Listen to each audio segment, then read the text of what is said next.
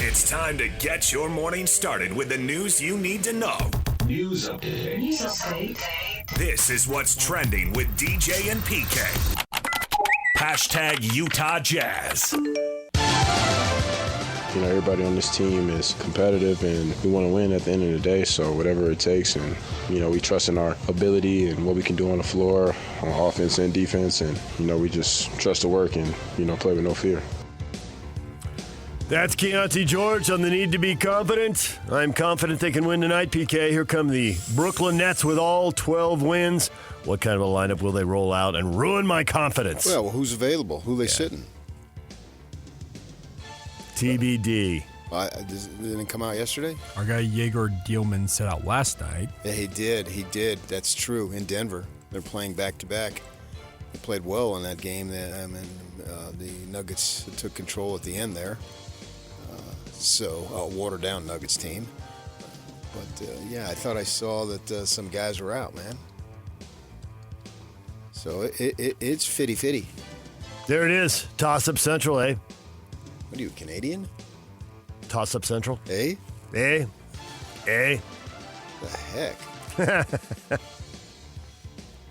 We were playing golf with some people in Palm Springs last week. A couple elderly ladies. My wife said there's a lot of Canadians down there.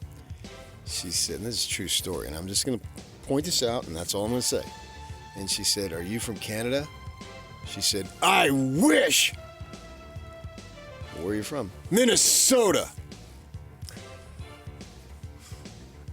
You didn't say much after that? I said nothing. Said nothing, just let her go. And actually, they were a pleasure to play with. Oh, yeah? Yes, two retired ladies, one of whom was like gastroenterology, or what's that word? Gastroenterology? Yeah, she was a doctor. They were a blast to play with, and I told them, I said, I really appreciated playing with you, which I thought, uh-oh. But no, it's great. Yeah, they were a lot of fun. Markkanen's out. Love, Nurkic, Cody Williams are all listed as questionable with an illness. Locke told us questionable usually means good. Yeah, but not now. Okay. Well, if they take all those guys out, then they're a sickly bunch this year. Flu was nasty, okay? It's a bad flu year. And then, so you're out 7 games, and then you need reconditioning for 2 or 3 more. Perfect. Man, next October will be here before you know it. All right. Nets back-to-back, Jazz with some combination of people, possibly not including any big guys. Yeah, we'll see. 7:30, the tip-off. Pre-game at 6:30 with Jake Scott and Tim Lacombe. DJ and PK. Hashtag NBA. Flagg being overplayed by Dybant, but he gets it anyway, moving backward toward the midcourt line. Now on the attack. He'll pull up for 3. He hits! What a shot by Flagg, and a timeout by Charles Lee with 33.1 seconds left. It's a 49-point game for Cooper Flagg. Flagg dribbles.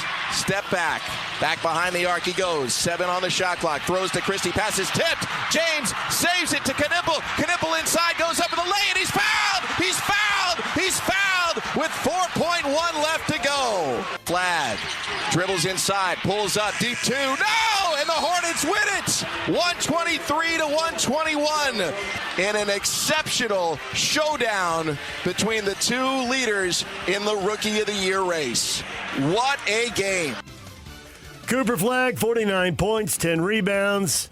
Had an awesome night shooting the ball. You want shots going in, PK. 20 of 29, but the last one doesn't go for 51, and a deep 2 would have tied it and sent it to OT. Well, my man Knips, too. Knueppel. Yes, Knueppel with 34 points, 4 boards and 3 assists and a steal. 8 of 12 from 3? Yep. And what were they, the number 1 and number 4 picks? Right? Correct. Yeah. Charlotte's gone now. They're don't worry about them. As long as they stay healthy. Yeah, they're 21 wins. They've got something. They're 6 wins. Knueppel has just been awesome. Yeah. And obviously Flagg is what he was advertised, and last night he was better than advertised. I understand that. But play that funky music, White Boys. Those guys, man. Good for them. Good for their teams. Especially good for Charlotte. Because that was kind of a gutsy pick. Flagg was a no-brainer. We all understand that. Everybody would have done that. Yeah. But I think it was at least somewhat relative surprise a little bit that Knueppel went that high. Yep. But he's justifying it through and through. The gold standard for shooters is 40, 50, 90, and he's shooting 43% from three, so he's over the 40. He's at 48.5, not 50. Well, he's a guard, though, so and that's plenty good. 90% on the button. So, yeah, to your point, it's not the 40, 50, 90 line, but it's plenty. He's a rocker. Yeah. 19 points a game, he's killing it. That's what I talk about these leagues, man. They just get infusion of talent, and they just keep rolling. And then I'm sure the folks back there, we don't get to see Charlotte very much. We'll see Dallas more, obviously, more in the west, southwest. But back there, they got to be excited about this youngster. Yeah, they were pretty far down. It was depressing times there. Yeah, for 15 years. Well, you said Southwest. I thought you were talking about Dallas. Oh, no. Dallas because of the moving of Flagg. Talking about Charlotte. Oh, Charlotte's just been Charlotte's got the longest streak of missing the playoffs in the NBA by a wide margin. I mean, Dallas was just in the finals a couple years back. So, but they got way down and they got really pissed off after the trade. So that's 5 straight wins for Charlotte now. So nice stretch here. They've been playing some 500 ball for about a month before that. So it's a good run for them right now. Yeah. 49 points is the NBA record for most points scored by a teenager in a single game. I had no idea there was that record. Well, yeah, that's just a little misleading. How many teenagers have there been, right? Yeah, there used to be teenagers that just came into the league out of high school. This guy's got a year. Yeah. Although he did reclassify. He should still his brother, his twin brother, is a freshman over there from Maine, where they're from. So I mean, he's way young. He didn't turn 19 until December. He's like me. I didn't turn 18 until I had a college semester done. I wonder why I am the way I am. It did hurt you in sports, to be sure. Hurt me in life. I've been crushed ever since. You've excelled in life. Battling from behind at all times. Denver Nuggets announced they'll reevaluate Aaron Gordon in 4 to 6 weeks as he works to recover from a hamstring he were injured last week in Milwaukee. He's already missed 19 games this year. And Lakers center Jackson Hayes and Spurs rookie Carter Bryant have accepted invitations to participate in the dunk contest at the NBA All-Star Weekend in L.A. Well, I know who Hayes is because he's from the Lakers, and I have no idea who Carter Bryant is. Yeah. I had to look it up. DJ and PK. Hashtag college basketball. Local college teams spreading their games out for us tomorrow, so you can watch them all if you want. Starts at 11 a.m. Utah State at San Diego State. CBS pregame at 10:30. Scotty G on the call. I thought it was in Logan tomorrow. I thought it was in San Diego. Maybe you're right. So they're going to play at 10 a.m.? That doesn't make sense. It ought to be in Logan. I hadn't thought that all the way through. It's in Logan. It's in Logan. Yeah, get up there to the Spectrum. There's no way they're going to start at 10 a.m. I'm in a game in California. The BYU Cougars are at Kansas at 2:30 on ESPN. Darren Peterson expected to play. He's played half their games. Expected to be a top 3 pick in the NBA draft. And the Utes at Oklahoma State at the Huntsman Center, 4 o'clock on ESPN+. So all spread out. Very, very little overlap there. Maybe a little bit with the last 10 minutes of the BYU game and the start of the Ute game. But other than that, you can watch them all. How confident are you, PK? You feeling it? Or it's just all question marks at this point? College hoop, 40 minutes. Shots go in, shots don't. Well, what I want to see is the Cougs actually play well for 40 minutes. Ooh, how about a good start out of the Cougs? Yeah. How about 5 or 10 good minutes and not dig a big hole early on? This is a toss-up game, obviously, to me. I mean, 2 good teams going at it, 2 teams that are capable of doing some good things in the NCAA tournament. It's a fun game as a fan of college hoop and a fan of BYU just to watch the game and to see what happens. And then you got 2. How many times do you know that you're going to get a matchup between 2 guys that are going to go in the top 5? Very rarely. Yeah. Look forward to it when you get it. Yeah, obviously. DJ and PK.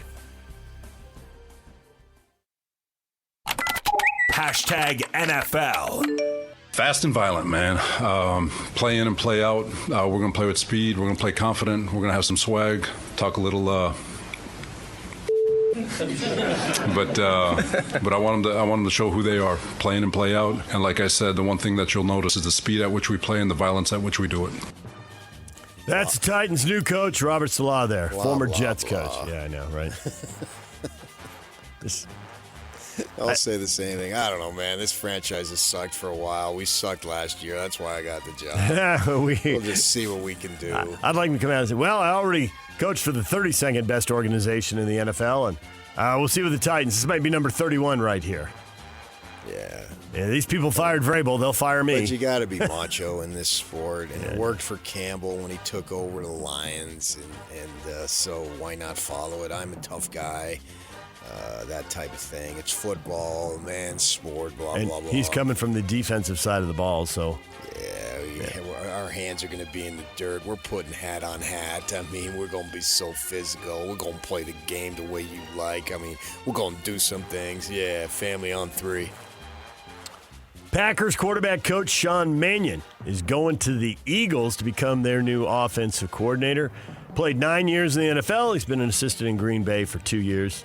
You remember him in college, don't you? For sure. Oregon State. Him and Brandon Cooks. Yep. 33 years old. Yeah, Cooks was his receiver. They came in Rice Eccles on a rainy, what was it? Was it Saturday night once? I think it was. It was yeah, I don't know why I was thinking. Game that went right down to the end. Yeah, and it was rainy. One pass right on the fingertips to win the game. Yeah. He also had a big game at BYU at one point. Yeah. He's still the second all-time leading passer in Pac-12 history. He was a nice player. And he is the 5th offensive coordinator in 5 years for the Eagles. Yes, correct. 5 for 5. Seems less than ideal, and yet here they are. Well, 5 for the fight, man. Bills quarterback Josh Allen had surgery on his right foot to deal with a broken bone. He expects he'll be cleared to resume football activity in 8 to 10 weeks and shouldn't miss any OTAs or other off-season activities. So just a blip, merely a flesh wound. Roll right through it.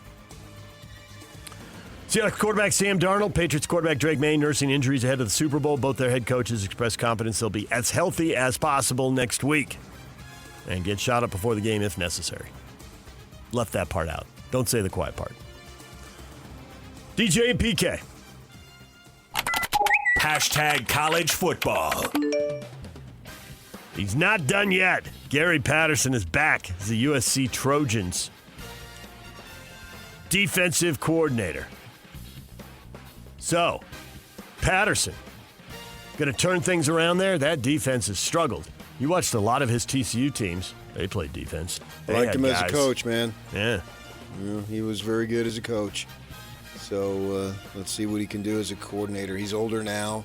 I would think that it's just, like a Rocky Long story. It's a man who enjoys coaching ball. Yep. He's not looking for fame and glory. He's had his run there. And he just wants to coach ball. And so, yeah, he's got a pedigree there. We'll see what happens. I mean, I won't be following him as much as I used to. Yeah, but you'll still notice scores. You know what's for going sure. on. Especially now with so much of a Utah state of influence in Michigan. Michigan, right. So we will definitely be watching when one of our what's Maddie's title? I don't even know. Our digital director? Yeah, digital director. She was talking about how we need a beat writer for Michigan. Michigan, because people are clicking on Michigan stories. Yeah. Yeah, they care. I know. Yeah, she's right. Yeah. There's Utes and Cougars there, and players and coaches. We will be paying attention, there's no question. Yep. And by a byproduct, obviously, in the Big Ten now. USC and Michigan don't play this year, though, so they won't go head-to-head, but nonetheless we'll be following the conference. Yeah, but now I have unadulterated free reign to root against SC and not have to worry about what's good for the conference. There it is. He was asked about being a coordinator because it's been 20-something years as a head coach or out of the sport. And he says, I love it, to be honest with you. One of the good parts about being a coordinator, anything I really don't want to answer, I'm just going to say, that's Coach Riley's question. Nice. Played that for a little bit of a laugh. And he is a little glib. I used to talk to him off to the side at Mountain West Media Days. I think he recognized my ugly face coming each year and all that. And he'd give you some stuff. He was willing to converse with you, that type of thing. So, yeah, I'm a fan. You love this. Florida coach John Summerall gave his players short shirts and other gear without any Gator logos and said they'll have to earn those logos this offseason. Bronco Mendenhall, part 2. Huh? Gotta earn it. Gotta earn the logo. We ain't earned it yet. We haven't earned a damn thing. All we've got is our name. To wear the Florida Gator logo, to wear the Gators across your helmet, to wear the Gator head, you gotta earn it. That'd be awesome if they came out in the first skin. Nike, or I don't know, are they a Nike school? Yeah, they're a Nike school. They come out and they're there's Jordan brand now. Okay, they come out with just no logos. No, we haven't earned it yet. The Jumpman logo on it. We haven't earned it yet. Camp was good, but it wasn't good enough. DJ and PK. #NHL. This Carolina team so dangerous offensively. Now they turn it over. McBain across, shoveled in, and they score. This time it's Carcone. Yamamoto created the turnover. McBain had the primary assist, setting up Michael Carcone's 11th goal of the year. And it's 4-2. Empty net once again here for Carolina. Bussy to the bench. It's 6-on-5. Up top, Gostisbehere scores! Tied at 4. Up top, and then to the far wing, Chatfield shot. Tips in, they score! Unbelievable! Jordan Stahl tips it in with 29 seconds left in the third, and things have melted all the way down for the Mammoth. The Utah Mammoth were up 4-2 with 2 minutes to go. They gave up not 1, not 2, but 3 goals, a complete collapse in the final 2 minutes. They don't even salvage a point. They get nothing. That's got to be the worst loss they've had. Yes. Well before they even got here. I mean, I'm watching the game thinking, sweet. Uh-oh. And then, man, wow. I mean, how does that happen, right?